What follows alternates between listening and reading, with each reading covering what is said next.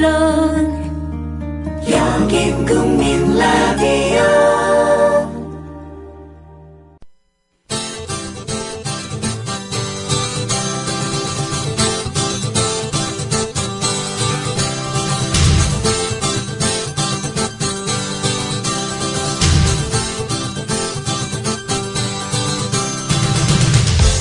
투박하지만 정직하다. 비평을 비평하는 남자 서영석. 그가 바라본 세상. 사설과 칼럼을 통해 오늘을 짚어본다. 서영석의 라디오 비평. 안녕하십니까, 서영석입니다. 노엄 촘스키 이런 얘기를 했습니다. 최악의 학살자는 현장에서 직접 살인을 벌이는 쫄개들이라기보다는 멀리에서 정장을 입고 조용한 사무실에 얌전히 앉아있는 고학력자 출신의 지휘자다 라는 얘기를 했습니다. 이번 세월호 학살 역시 마찬가지입니다. 언론들은 도망친 선장 등에게 비난의 화살을 돌렸지만 비정규직이기도 한 선장은 촘스키 얘기대로 졸기에 불과합니다. 고물 선박 구입과 관련된 규제를 풀고 선박에 대한 감독을 해운업자 조직에게 맡기는 등 화적 운항을 상습화시킨 바로 조용한 사무실에서의 관폐야말로 이 학살의 원흉임을 이제 삼척동자도 다 알고 있다. 오늘 오슬로 대학교 박노자 교수가 한겨레에 쓴 칼럼의 서두입니다. 박노자 교수가 얘기하고 싶은 것은 관폐야가 아닙니다. 세월호 참사에서 관폐야보다도 훨씬 더 그늘에 가려져 있는 초대형 조직은 바로 학피야, 즉 정부 기업들과 긴밀히 유착되어 있는 학계다라고 지적을 하고 있습니다. 규제 완화 등 관폐야가 추진하는 범죄적 정책들의 골간을 바로 그 학폐야들이 만들어내고 국학아시하면서 합리화하기에 이번 학살의 원인을 논할 때 학폐야를 빠뜨릴 수가 없다라고 지적을 합니다. 물론 국내 대학의 모든 교수들이 다 학폐야라고 볼 수는 없습니다. 소수긴 하지만 주류로 편입을 거부하고 노동운동에 앞장서는 작지만 큰 용감한 소수들도 있다는 얘기입니다. 그렇지만 변혁을 지향하는 소수가 있다 하더라도 하나의 조직체로서 학계, 대학가는 대한민국에서 이미 관폐야의 만행을 이론적으로 뒷받침하는 범죄 조직일 뿐이다 라는 겁니다. 물론 우리만 그런 건 아닙니다. 그러나 한국이 유독 더 심하고 그리고 그 피해가 그야말로 골수에까지 미쳐 있다는 것이 박노자 교수의 지적입니다. 박노자 교수 이런 얘기를 하더군요. 장하정 교수 케임브리지대에 취직할 수 있어도 국내의 명문대 경제학과 같으면 취직하기가 매우 힘들었을 거라고요. 경제학과 교수들은 비정규직 양산에서부터 규제 완화까지 서민들의 삶의 기반을 흔드는 데 앞장서 왔습니다. 학폐야의 주변부에 속하는 인문학의 가장 큰 문제는 고질적인 현실 도피다라고까지 지적을 합니다. 말하자면 지금 대한민국의 주류 경제학계는 미국에서 공부한 시장 만능주의자들이 잡고 있습니다. 이런 대학에 장하정 교수처럼 이른바 방골이 자리를 잡을 수 있었겠느냐 하는 거죠. 케임브리지대는 가능해도 서울대는 불가능했을 거라는 얘기입니다. 참 뼈아픈 지적이기도 합니다.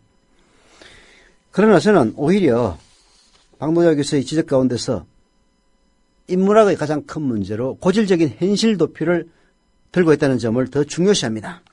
아무리 시장 만능주의가 이 세상을 횡행한다 하더라도 탄탄한 인문학적 기반이 있으면 우리 극복할 수 있습니다.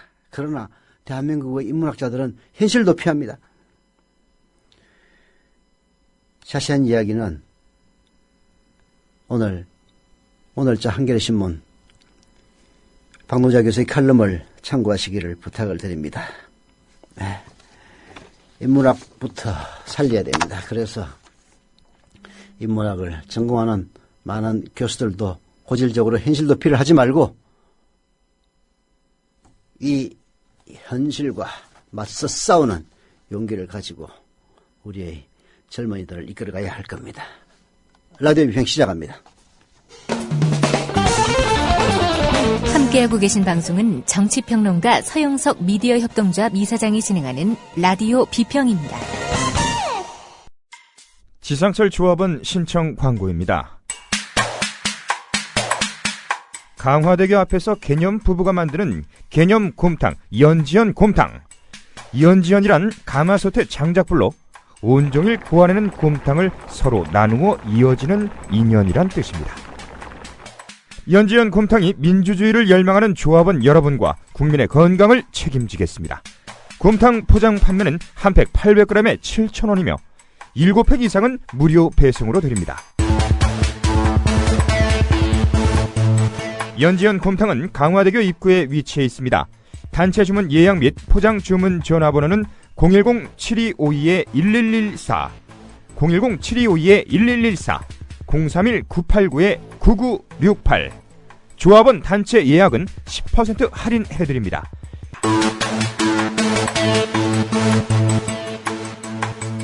포장 판매 금액의 10%는 국민TV 후원금으로 쓰입니다. 커피.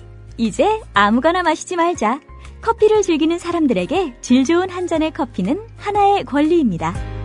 커피를 아는 전문가가 정성을 다한 로스팅으로 만든 제대로 된 커피. 제제 원두커피로 여러분의 권리를 누려보세요. 02-749-1002.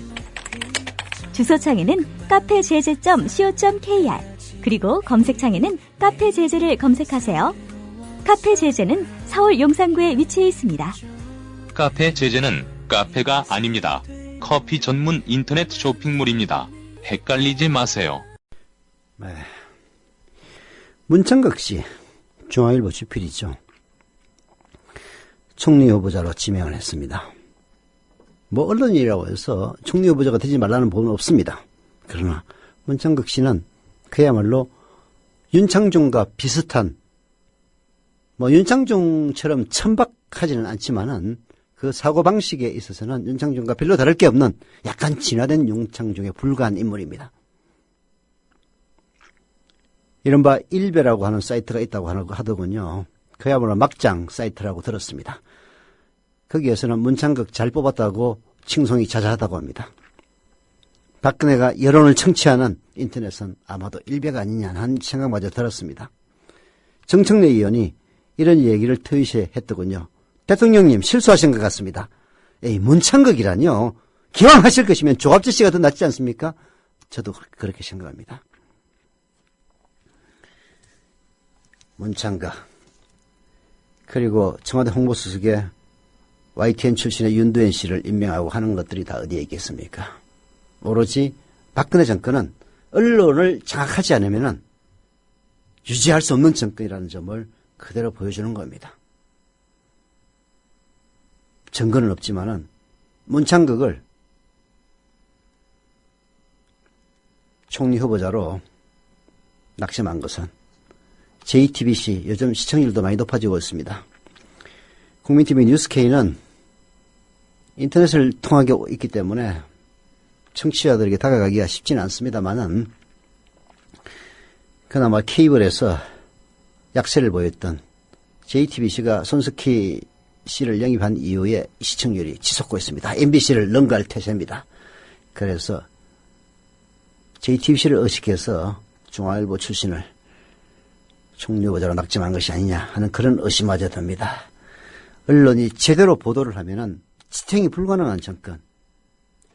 오늘 한겨레신문의 사설로 통합 책임 총리와 거리가 먼 문창극 카드라는 사설을 통해서 박근혜의 어깃장을 비판하고 있습니다. 들어보시죠. 박근혜 대통령이 10일 새 국무총리 후보자로 문창극 전 중앙일보 주필을 지명했다. 안대희 씨가 고액 전관예우 수임료로 낙마하자 충청권 출신의 보수 언론인을 선택한 것이다. 지방선거 이후 박 대통령의 전국구상을 엿볼 수 있다. 무슨 얼어 죽을 전국구상인지 모르겠습니다만은 뭐 언필칭 전국구상이죠. 앞으로 어떻게 이걸 돌파해 나갈까. 충청권이 전멸했다는데 충청도 출신을 일단 뽑자. 그리고 언론 중에서도 JTBC 때문에 아주 골머리가 아픈데 JTBC를 원격으로 제어하기 위해서는 중앙일보 출신을 한번 써보자. 이따위 시기겠죠. 문창극 씨는 관료직에 몸담은 적이 없다는 점에서 일단 정관예우라든지 관피아 논란에서는 자유로운 측면이 있긴 합니다. 충북 청주태생의 부모가 평북 삭주 출신인 문창극 후보자는 영남 편중인사 시비에도 걸리지 않습니다. 총리 후보자 2명의 낙마를 경험한 박근혜로서는 바로 문창극이야말로 국회 인사청문회를 상대적으로 수월하게 통과할 것이라고 기대하는 듯 합니다. 언뜻 보면은 박근혜 대통령이 영남과 대선 캠프 출신 법조계 관료 위주의 수첩 인사에서 벗어났다는 점에서 평가할 요소가 없지 않은 것처럼 보이긴 합니다. 하지만 문창극 카드를 국민통합형 총리 인선이라고 보기에는 매우 어렵습니다. 문창극은 극심한 우편향 언론인, 연창중을 찜쪄먹는 언론인으로 평가를 받습니다. 각종 칼럼을 통해서 복지 확대를 앞장서 비판하는 등 극보수적 이념 성향을 내보였습니다. 학교 무상급식을 사회주의적인 발상이라고 몰아세웠고 안보와 정교조 문제 등에 대해서도 강한 보수성을 드러냈습니다. 새정치민주연합은 문 후보자 문창극을 극우 보수 인사로 규정했습니다. 극우 보수 인사는 점잖은 표현이고요. 박지원 의원의 표현에 따르면 극우 꼴통 인사입니다. 문 후보자가 세월호 사건으로 드러난 우리 사회의 병폐를 고치고 관료 조직을 개혁할 수 있는 인물인지도 매우 의문이다.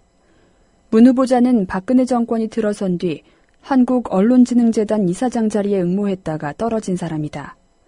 박 정권 스스로 문화체육관광부 산하 단체장 자격도 없다고 평가했던 사람을 국정을 총괄하는 총리로 발탁한 꼴이다. 총리 인선의 기준과 근거가 무엇인지 알 길이 없다. 정말 그렇습니다. 한국언론진흥재단 이사장 자리에 응모했다가 떨어진 인간을 총리 후보자로 내세우는 박근혜의 수준, 정말 쪽팔리기 짝이 없습니다. 이 문창극이라는 사람 한국신문협회인가요? 거기에서 조선일보 전 검찰총장 낙마시킨 그 혼의 아들, 그걸 가지고 한국신문상을 수상하면서 수상 이후로 조선일보의 용기를 꼽았던 그 인간이 바로 문창극입니다. 총리 인선의 기준과 그리고 근거가 무엇인지 도저히 알 길이 없습니다. 반대파에게 손을 내미는 통합형도 아니고 차라리 박근혜보다는 남경필이가 더 낫습니다. 남경필은 경기지사로 아슬아슬하게 박근혜 덕분에 되긴 했습니다만은 야당 출신을 정무부지사로 영입하겠다고 선언했습니다. 될지 안 될지는 모르겠습니다만은 그나마 남경필의 그릇이 박근혜보다는 더 낫습니다. 도무지 통합형도 아니고 그리고 공직 관료 사회를 개혁할 수 있는 적임형도 아닙니다. 김기춘 비서실장 휘하에는 정홍원 총리처럼 대독형 얼굴마담 총리 노릇을 할 가능성이 매우 큽니다. 이것은 박근혜 대통령의 국정 운영 방식이 지금까지의 마이웨이식 궤도에서 크게 벗어나지 않을 것임을 예고하는 것입니다. 실제로 그렇습니다. 어제 6월 10일 60 행진을 하는 대학생들을 마구제비로 연행했던 박근혜 경찰입니다. 그리고 또 오늘 밀양에서 송전탑 밑에서 저항하는 할머니들을 또 마구제비로 연행하고 있습니다. 마이웨이식 궤도에서 전혀 벗어나지 않을 것이라는 점을 문창극 낙점에서도 익히 알 수가 있습니다. 총리와 내각의 책임과 권한을 나눠주기보다는 청와대 참모진을 의존하는 이른바 만기 칠남식의 받아쓰기 깨알 리더십도 전혀 변함이 없을 것으로 보입니다. 박근혜가 행여 지방선거에서 표출된 민심을 잘못 읽고 있는 건 아닌지 걱정이 됩니다. 여권에서조차 지방선거 결과가 일방적 국정 운영에 대한 경고라는 평가가 나오고 있음을 박근혜 대통령은 알아먹어야 할 겁니다. 정말 이런 식으로 마이웨이 하다간요, 국민들이 참고 합법적인 테두리 내에서 저항하는 것도 한계가 있는 겁니다. 네, 박근혜 대통령 명심하십시오. 그리고 박근혜를 둘러싸고 있는 그 황간 내시들도 지금의 사태가 엄중하다는 것을 느끼지 않는다면 멸망이 있을 뿐입니다. 돌석자의 기둥주 홍석주, 기둥이 되는 돌이라. 이름도 멋있어. 세모 언니 꿈 깨요. 아, 이게 무슨 소리야? 그러게요. 바로 옆에서 들리는 것 같은데요? 오해한 거란 말이에요. 가짜 수강증은 얼마든지 만들 수 있거든요. 아, 됐고! 난 저 변태랑 경찰서 가야겠어요. 가서 조서 쓰고 낱낱이 죄를 까봐야겠어요. 뭐, 셋 다 같은 부시원? 소가! 국민라디오 6월 드라마 무지개 도둑. 매일 오전 11시 40분 여러분의 많은 애청을 바랍니다. 팟캐스트 포털 팟빵에서 다시 들으실 수 있습니다.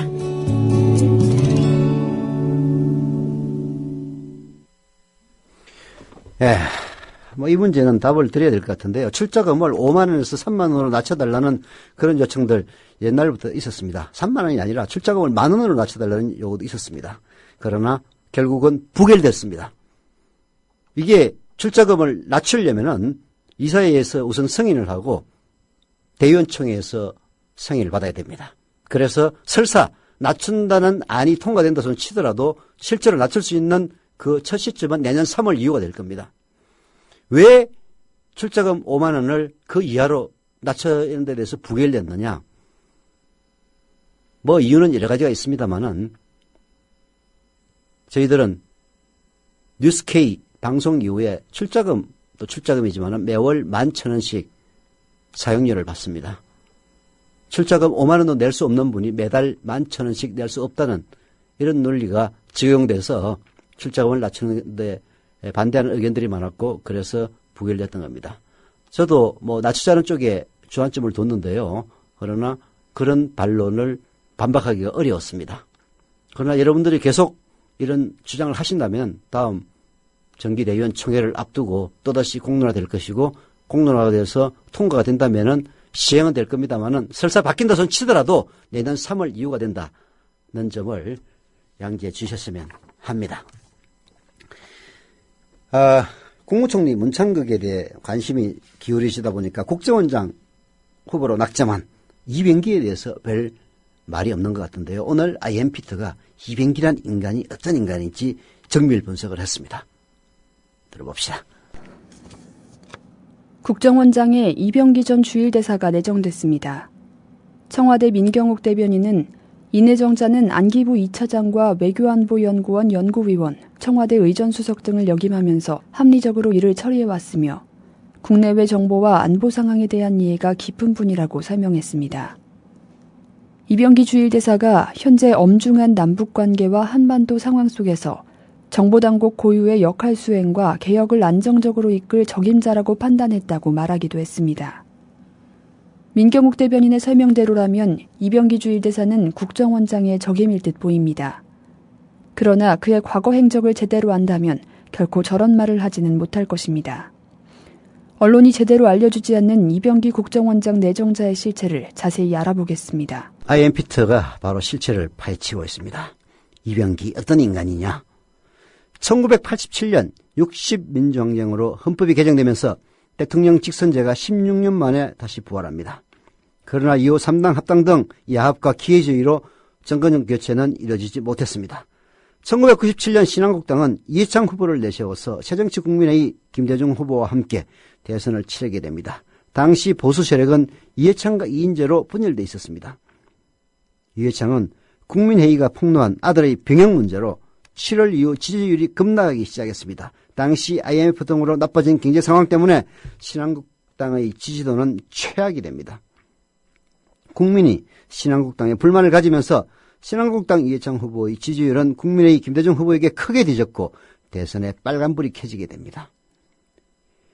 보수 세력 이해창 후보의 지지율이 급락하자 대선을 앞두고 안기부의 부품 공작이 시작됩니다. 안기부는 국민회의 고문을 하다가 1997년 월북한 오익재의 편지를 대선을 불과 며칠 앞둔 12월 6일에 공개를 합니다. 안기부는 이에 그치지 않고 1997년 12월 11일 재미교포 윤홍준으로 하여금 김대중 후보가 대북 접촉을 했고 북한의 자금을 받았다는 식의 비방 기자회견을 하게 됩니다. 지금하고 꼭 닮지 않았습니까? 무슨 NLL을 북한에 팔아먹었다는 둥, 고려연방제로 통일하기로 합의를 했다는 둥 이따위 말도 안 되는 얘기를 찌꺼리는 지금의 새누리당과 1997년의 안기부의 신한국당 너무나 닮아있지 않습니까? 오익재의 편지와 윤홍준의 기자의 내용의 논란은 지금도 일부 있습니다. 그러나 확실한 것은 어떤 유행의 정보이든지 안기부가 이것을 이용하여 대선에 개입했다는 사실만은 그 누구도 부인할 수가 없습니다. 안기부가 1997년 대선에 개입했던 과정을 보면 2012년 국정원의 대선 개입과 너무나 흡사합니다. 가장 먼저 안기부와 국정원은 자신들의 대선 개입을 북한의 위협으로부터 대한민국을 보호하기 위해서라는 말을 뻔뻔하게 하고 있다는 점입니다. 1997년 안기부나 2012년 국정원이나 자신들의 대선 개입을 폭로한 야당에 대해서 중상모략이라고 반박했던 모습을 보면 지금이 1997년인지 2012년인지 분간이 가지 않습니다. 앞서 말했듯이 내용에는 차이가 있을 수 있겠지만 정보기관이 대선에 개입했던 사실은 변하지 않습니다. 자신들이 국내 정치에 개입했는데도 이것은 정치 개입이 아니라고 아직도 똑같이 주장하고 있는 겁니다. 그렇습니다.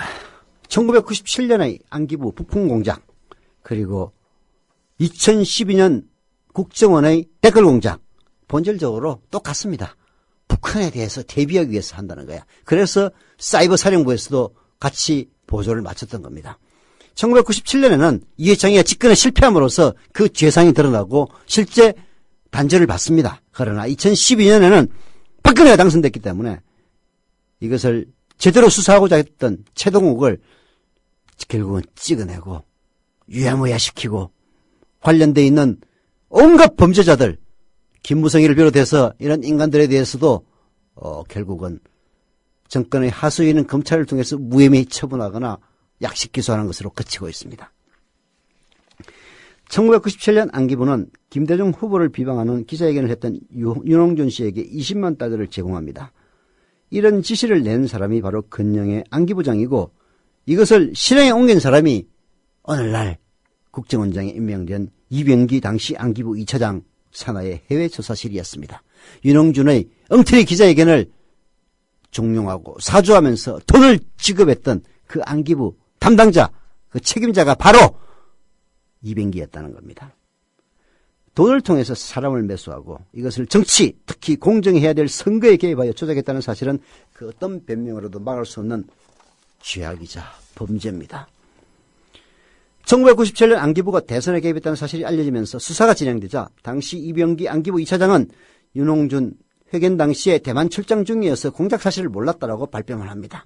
2012년 국정원 직원들의 대선 개입이 개인적 일탈이며 국정원 수뇌부가 관여하지 않았다는 주장과 너무 똑같지 않습니까? 1998년 3월 19일 한겨레 기사에 따르면 안기부 북풍 사건을 수사 중이었던 서울지검 남부지청은 이병기 안기부 2차장을 조사했습니다.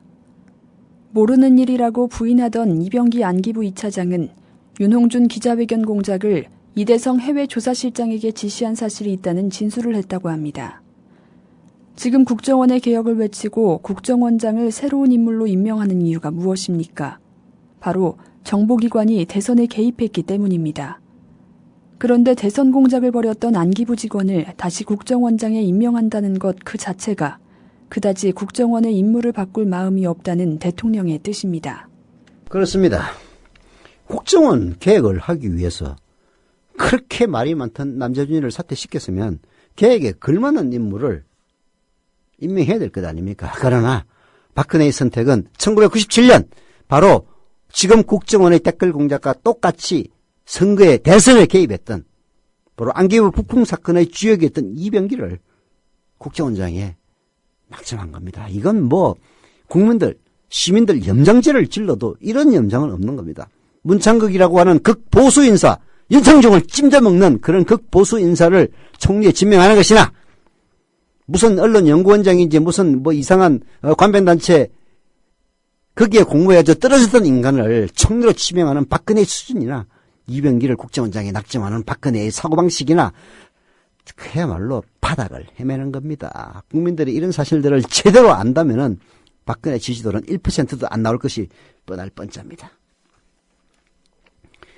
이병기 국정원장 내정자가 능력 있는 외교통이라고 얘기하지만 실제 그의 이력을 보면 외교통이라기보다는 정치 공작의 달인이라고 봐도 과언이 아닙니다. 2002년 한나라당 이해창 대선 후보 특보로 있던 이병기, 민주당 대선 후보 경선에서 탈락한 이인재 쪽의 김윤수 특보에게 5억 원을 전달합니다. 말하자면 불법 정치자금 전달책이었습니다. 돈의 목적은 한나라당에 유리한 역할을 해달라는 것이었습니다. 그래서 이인재 똘마니에게 5억 원을 전달하는 그 돈의 전달책이 바로 이병기였습니다. 민주당 대선 후보 경선에서 탈락한 이인재, 민주당을 탈당하고 자민련에 입당해서 이해창을 지지하는 선언을 합니다. 민주당 노무현 후보로서는 충청권의 민심과 지지를 받지 못하는 분위기가 된 겁니다. 비록 이병기는 검찰에 기소되지는 않았습니다만은 한나라당조차 이런 이병기의 전력을 문제 삼아 2004년 총선에 이병기 공천 안 했습니다. 이병기 국정원장 내정자, 원조 친박으로 박근혜 대통령의 정치 방식에 개입하고 있는 인물입니다. 2004년 총선을 앞두고 탄핵 역풍으로 위기를 맞았던 한나라당과 박근혜를 살린 천막당사 아이디어가 바로 이병기 아이디어였다고 합니다. 이병기 국정원장 내정자는 2007년 한나라당 대선 후보 경선 당시 박근혜 캠프 선대위 부위원장을 맡았고 여의도 연구소 상임 고문으로 그리고 주일 교수로 지금까지 박근혜 대통령의 멘토 역할을 해왔습니다. 박근혜 대통령이 임명한 이병기 국정원장 내정자를 보면은 영원한 박근혜의 멘토이자 대선 개입 정치공작의 달인일 따름입니다. 국민이 그토록 원했던 국정원의 정치적 중립과 개혁은 이미 물 건너갔다고 해도 무방합니다. 오히려 그가 과거에 했던 정치공작의 경험과 변하지 않는 충성심으로 국정원이 무소불위의 권력을 더 행사할 수 있습니다. 정말 변하지도 않고 변할 수도 없는 그녀 박근혜를 보면서 사람의 천성은 절대 바뀌지 않으며 이것을 바꾸기 위해서는 국민의 심판 위에 다른 방법이 없다는 사실 우리들 나이금 저절로 깨닫게 합니다.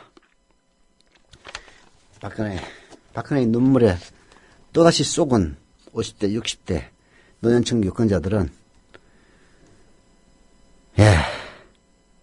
저도 절벽으로 느껴지긴 합니다.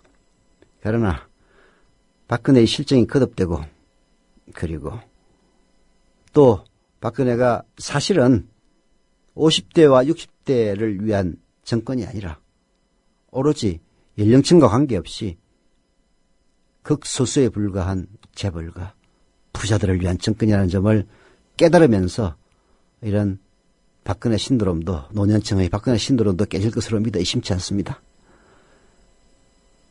지금 박근혜에게는 그리고 새누리당에게는 그들에게 미래가 없다는 것이 큰 약점입니다. 반면 야권에는 안철수 새정치민주연합의 공동대표를 비롯해서 그리고 문재인 의원 그리고 박원순 서울시장 등등 차기 대선 주자로 우리들의 시야에 들어오는 그런 좋은 분들 많이 있습니다. 이런 식으로 경쟁에 나간다면 새누리당 어떤 인물을 내세워도 다음 대통령 선거에서 이길 수 없습니다. 이명박 때는 그나마 박근혜가 있었기 때문에 공무원들이 눈치 보면서 박근혜 쪽으로 줄을 서도 심지어는 국정원이나 군 사이버 사령부처럼 대선에 직접 개입해서 박근혜 투표운동은 선거운동은 노릇을 해도 지금 온갖 수단과 방법을 가리지 않으면서 그들을 보호해주고 그리고 제대로 수사하는 사람을 창피를 줘서 쫓아내고 이렇게 하고 있지만은 박근혜 정권은 더 이상 이어지지 않습니다. 정권 바뀌어서 박근혜에 협력했다가 그야말로 부정과 비리의 원흉으로 실제로 이런 식으로 박근혜 정권에게 공무원 정치적 중립을 지니는 그런 공무원으로서 봉사하는 것이 아니라 방금 이병기가 했던 그런 정치공작의 달인 행적처럼 그런 식으로 하면은 결국은 보응을 받게 되어 있습니다. 공무원 여러분들도 명심했으면 하는 그런 바람에서 한마디 붙여봤습니다.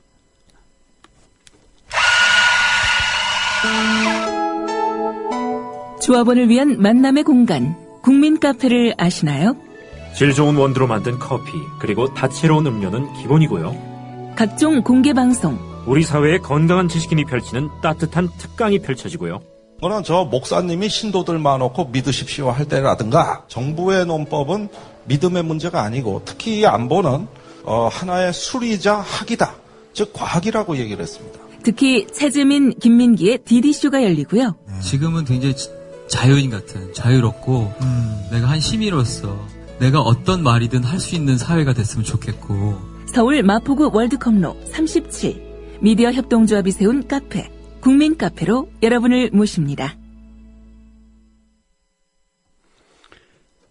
게시판에 보니까 박정희 대통령 기념재단 이사장과 이사들 몇몇 해가지고 올려놨는데요. 정말 골 때립니다.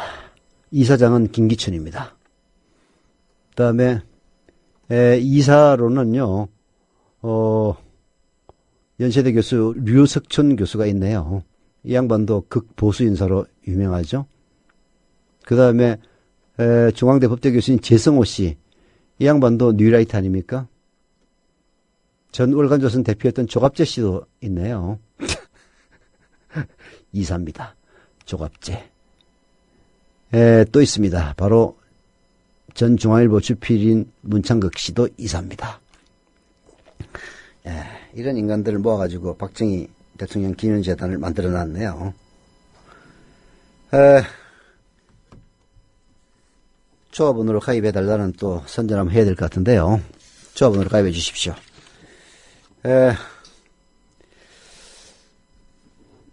5월 달에는 그렇지 않은데 6월 달에는 더워서 그런지 더위가 찾아와서 그런지 조합원 가입 실적이 그렇게 썩 좋지는 않습니다. 오늘도 보니까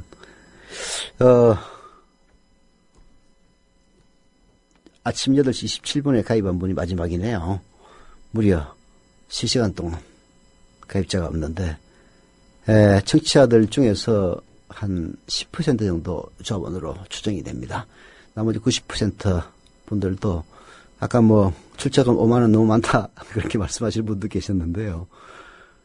출자금 5만 원이면은 많다면 많은 돈이지만은 또 그렇게 썩 일조가 비싼 금액은 아니다라고 볼 수도 있습니다. 좋은 언론 하나 키우는데 5만 원 출자금이면은 그렇게 비싼 대가를 지불하는 것은 아니다라는 지식도 있습니다.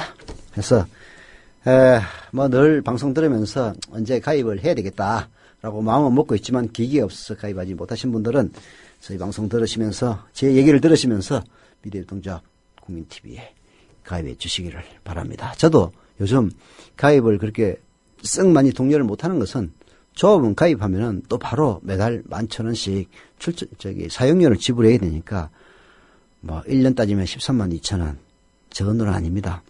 매달 11,000원씩 분할해서 내기 때문에 큰 부담 없어 보이긴 합니다만은 그래서 출자금도 내고 그리고 매달 사용료까지 내려면은 그 부담이 만만치가 않은데 과연 이 방송의 청취자 여러분들에게 조합원으로 가입해달라고 할 수 있을 만큼 저희들이 좋은 방송을 하고 있느냐 거기에 대해서 100% 자신있게 대답을 할 수 없기 때문에 요즘 그렇게 강건하지는 못하고 있습니다. 그러나 100% 만족하시지 못한다 손 치더라도 지금부터 이 좋은 언론들을 물주고 씨를 뿌리고 키우지 않으면은 언론이 성장해서 제대로 된 방송을 하는데 최소 3, 4년 걸립니다. 다음 대선 정말 기울어진 운동장에서 치르지 않기 위해서는 미래유통조합 국민TV와 같은 대한 언론들을 많이 키워야 됩니다. 자, 오늘 마지막 칼럼은 한겨레신문 김동춘 칼럼입니다. 성공회대 사회학부 교수죠. 김동춘 교수의 경찰은 왜 그랬을까? 들어봅시다.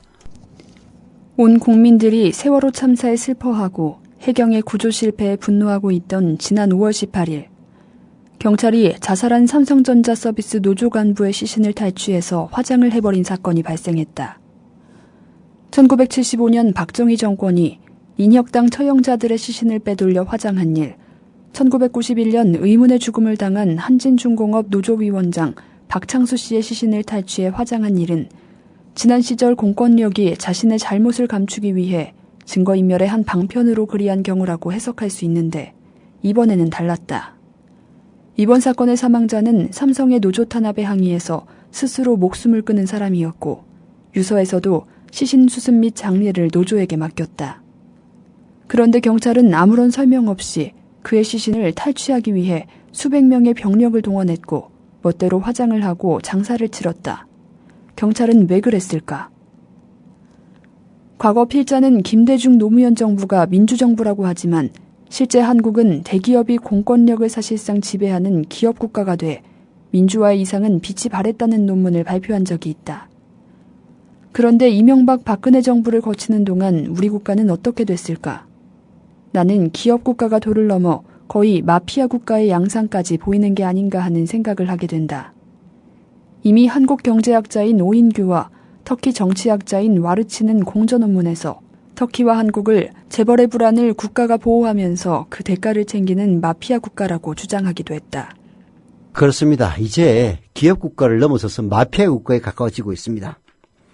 흔히 마피아 국가라고 하면은 이탈리아, 러시아, 헝가리 등에서 나타나는 것처럼 거대 범죄 조직이 지하 경제를 움직이면서 경찰, 검찰, 법원, 대통령을 자신의 이익 보호를 위한 방패막이로 이용하는 나라를 마피아 국가라고 얘기를 합니다. 이탈리아, 러시아, 헝가리 그런 데서 나타난다고 합니다. 사회주의 붕괴 이후 러시아에서는 신흥졸부들의 신변 보호를 위해 사설용맹이 창궐하고 있고 권력은 이들 신흥재벌 마피아와 합작하여 자신의 정적을 제거하거나 감옥에 가두고 정치자금을 챙겼습니다. 한국은 물론 그 정도는 아닙니다. 그러나 여당은 재벌을 위한 입법에 앞장서고 경찰과 법원은 이들의 범죄를 눈감아주며 세무당국은 탈세를 묵인해온 점, 이런 점은 마피아적 요소 아니라고 할 수 없습니다. 시장이 작동하지 않는 나라에서 소기업은 처음에는 동네 경찰에서 그리고 공무원한테 뒷돈을 챙겨주지만 규모가 커지면 경찰, 검찰, 국세청, 수뇌부, 언론사 그리고 최종적으로는 대통령과 거래를 해야 합니다. 기업국가가 마피아적 요소를 갖게 되면 국가기관이 대기업의 사설 보호자 기능을 하면서 기업 범죄를 눈감아주기 때문에 민주주의와 법 그리고 국민주권의 원칙은 이런 나라에서는 웃음거리가 될 수밖에 없습니다. 기업의 운명을 좌우하는 일에 가담한 법률가들이 상식 이상의 엄청난 액수의 보상을 받을 때, 권력이 저항 세력이나 약자에 대해 극히 잔혹한 태도를 보일 때, 우리는 국가와 범죄라는 모순이 공존하고 있는 역설을 감지한다. 그렇습니다. 삼성 이재용이 48억을 갖고 1조 원 정도의 자산으로 불린 다음에 삼성 재벌의 청소로 등극하려는 오늘의 이 과정, 정상적인 자본주의 국가에서 도저히 상상할 수 없는 일입니다. 왜 경찰이 개인 노동자의 시신을 탈취하기 위해서 전쟁하듯이 공권력을 동원하여 사실상 삼성의 사병 역할을 했는지 모르긴 합니다만은, 그러나 경찰이 그 이유를 밝히지 않는다고 해서 우리가 모르지는 않습니다. 라디오 비평 마칩니다.